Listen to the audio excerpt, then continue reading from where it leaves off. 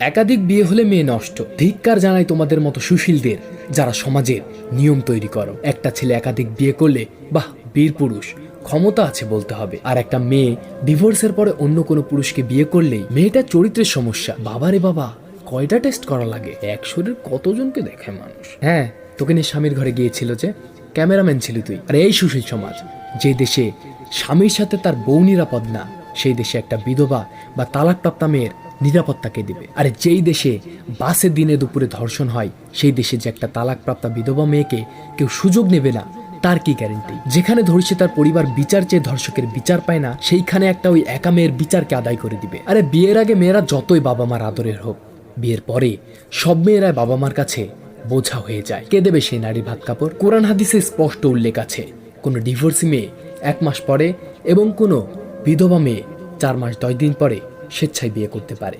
তাহলে তুমি আঙুল তোলার কে? নিজের ইজ্জত, নিজের সম্ভ্রম রক্ষার জন্য যদি কোনো মেয়ে বিয়ে করতে চায়, তাকে নিয়ে সমাজে নানান সমালোচনা। ওহো, ওই মেয়ের বিয়ে হয়ে গেলে তো সমাজের কুত্তারা তাকে ছিঁড়ে খেতে পারবে না, সাহায্যের অজুহাতে রাত কাটানোর অফার করতে পারবে না, গায়ে হাত দিতে পারবে না।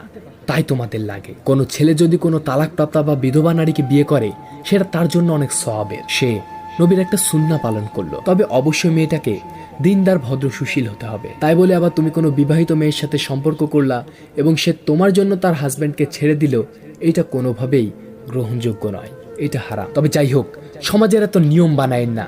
কোনো মেয়ে দ্বিতীয় বিয়ে করলে তাকে নষ্ট বলার আগে তার পিছনে কারণটা খতিয়ে দেখুন। সব মেয়েরা নষ্ট না, নষ্ট তুই আর নষ্ট জাতি। এই সমাজে ফ্রিতে কেউ কিচ্ছু দেয় না, আর একটা অসহায় মেয়েকে সুযোগ না নিয়ে সাহায্য ফাক।